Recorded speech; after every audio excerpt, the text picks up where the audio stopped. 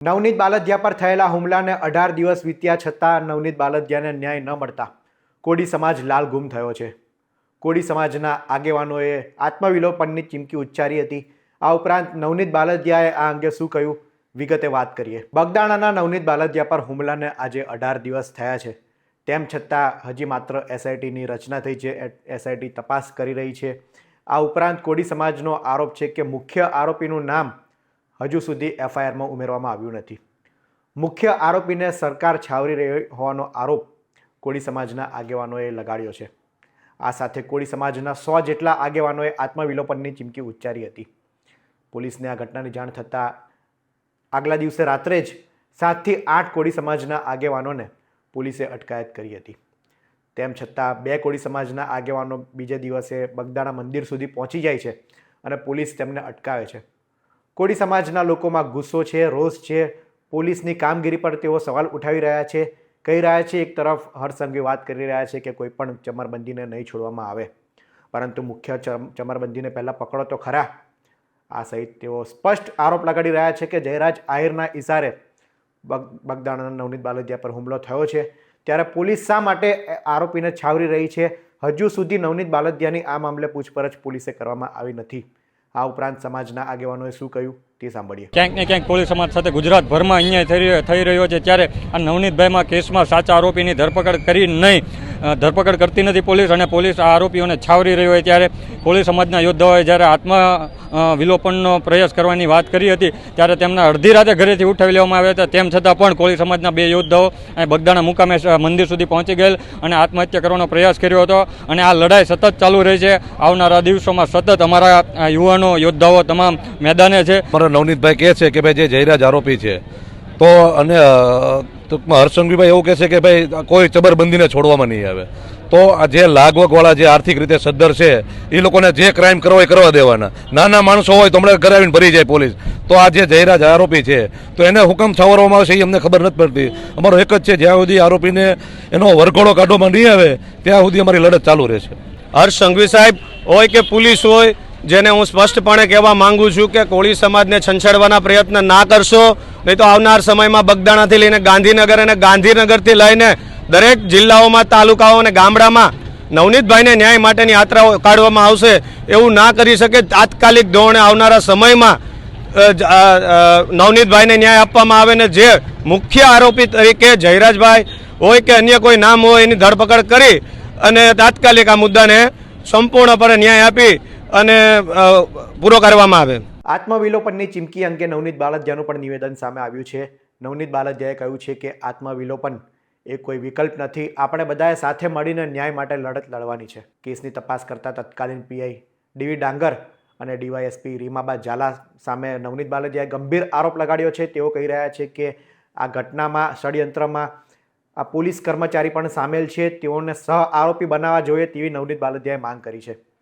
આ ઉપરાંત તેમણે વાત કરી છે કે પોલીસની કોલ ડિટેલ પણ ચકાસવી જોઈએ. મારી પાસે તમામ પુરાવા છે, પરંતુ સમય આવે હું પુરાવા રજૂ કરીશ. આ ઉપરાંત તેમણે વાત કરી છે કે એસઆઈટીની ટીમ દ્વારા હજુ સુધી તેમને પૂછપરછ માટે બોલાવવામાં આવ્યા નથી કે એસઆઈટીની ટીમ તેમના સુધી પહોંચી નથી. પોલીસ પર તેઓ ગંભીર આરોપ લગાડી રહ્યા છે અને કહી રહ્યા છે કે આરોપીને પોલીસ છાવરી રહી છે અને પોલીસ સાથે આરોપીની સાંઠગાંઠ હોવાનું પણ તેઓ આરોપ લગાડી રહ્યા છે. સાંભળીએ નવનીત બાલદિયાએ શું કહ્યું. આત્મવિલોપન કરવો એ કોઈ ન્યાયનો માર્ગ નથી. હું સમાજના દરેક મિત્રોને અપીલ કરું છું કે આપણે ન્યાય માટે કાયદા કાનૂન રીતે લડશું, સમાજને એક કરીને સાથે રાખીને. આવું આત્મવિલોપન કરીને આપણે ન્યાયની ઓલી નથી એક રીત.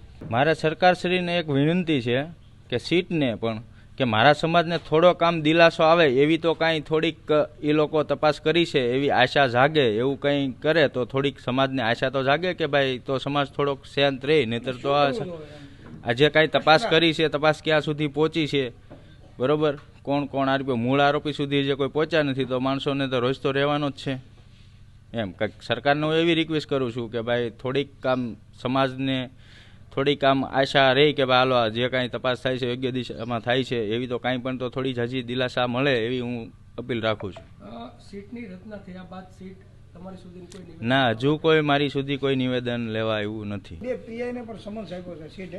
હા. 17 તારીખે તેને જવાબ માટે બોલાવ્યા છે. આને કેવી રીતે જોવો? એ તો એની ભૂલ છે, જાણે જ છે પહેલેથી, ભેગા છંડોવાયેલા છે. કોણ?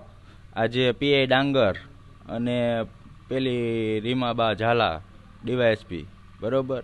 આ તો પીઆઈ પટેલને તો ખોટું ઓલું છે, પણ આ મુખ્ય તો આ બે જ છે, લેડીઝ જ, પીઆઈ ને ડીવાયએસપી, બરોબર.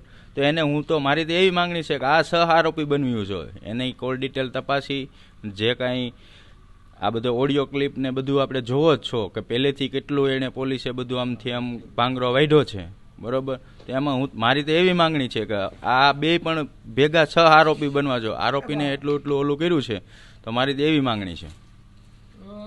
આ ટ્રાન્સફર જે પીઆઈની ટ્રાન્સફર કરી અને ટ્રાન્સફરની અને સસ્પેન્ડની પણ ડિસમિસ થવી જોઈએ પીઆઈ ડાંગર તો, કારણ કે એટલા એના કાંડામાં ખુલ્લે છે.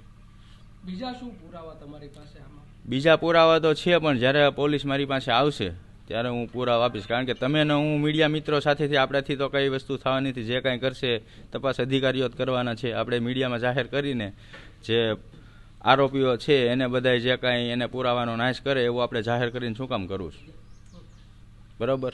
બાકી જ્યાંથી ષડયંત્ર રચાણું છે, જ્યાં સુધી માનો કે છેલ્લે લાસ્ટનો વિડીયો છે કે ભાઈ શરૂઆત એણે ફોનથી કરી છે, તો ત્યાંથી છેલ્લે લાસ્ટમાં જે એ બધા ભેગા થયા છે, છેલ્લે વિડીયો ઉતાર્યો છે કે આરોપીઓ બધા અમે મારીને આ સારું કામ કાંઈ કરીને આવ્યા, એવો બધો વિડીયો વાયરલ કર્યો છે એ લોકો એના ફાર્મનો, બરોબર. તો પછી પહેલેથી છેલ્લે સુધીની મને તો ખબર જ છે. પોલીસ એ દિશામાં મને જ્યારે એસઆઈટી પૂછવા આવશે ત્યારે હું કહીશ કે ભાઈ આ રીતે આની તપાસ કરો, એટલે આ રીતે બધું ખુલશે, બરોબર. એ બધા પુરાવાઓ છે તમારી પાસે? હા, બધા પુરાવા છે આપણી પાસે. અને અત્યાર સુધી જે કાંઈ પુરાવા આપ્યા છે મેં જ આપ્યા છે, પોલીસે ક્યાંથી ગોત્યા છે? આ જે ઓડિયો ક્લિપો છે જે મારા તરફથી જ બધી થઈ છે, જે વિડીયો વાયરલ કર્યો છે એ લોકો પાસેથી મેં જ લીધો છે. તો હજી સુધી મને પોલીસ કેમ પૂછવા નથી આવી ભાઈ એસઆઈટી વાળા કે આ જે વિડીયો વાયરલ કર્યો છે કોની પાસેથી મેળવ્યો છે, બરોબર. મેં જ પોલીસને પીઆઈ ડાંગરને આપેલો છે. નવનીત બાલદિયા પર હુમલાનો વિવાદ દિવસે ને દિવસે શાંત થવાના બદલે વધુ વકરતો જાય છે. કોળી સમાજના લોકોમાં રોષ છે, ગુસ્સો છે. પોલીસની કામગીરી પર તેઓ સતત સવાલ ઉઠાવતા રહ્યા છે. એસઆઈટીની ટીમ આ મામલે તપાસ કરી રહી છે, પરંતુ એસઆઈટી દ્વારા સત્તાવાર કંઈ પણ કહેવામાં આવ્યું નથી. મીડિયા દ્વારા પણ સતત એસઆઈટીનો સંપર્ક કરવામાં આવે છે, પરંતુ હજુ સુધી એસઆઈટી આ મામલે કશું કહેવા તૈયાર નથી. આગામી સમયમાં આ તપાસ કઈ દિશામાં જાય છે તે જોવું રહ્યું. આ અંગે આપનું શું માનવું છે તેમને કોમેન્ટમાં જરૂર જણાવશો. આવા જ ઇન્ફોર્મેટિવ વિડીયો માટે વીટીવી ડિજિટલ સાથે જોડાયેલા રહો. ધન્યવાદ.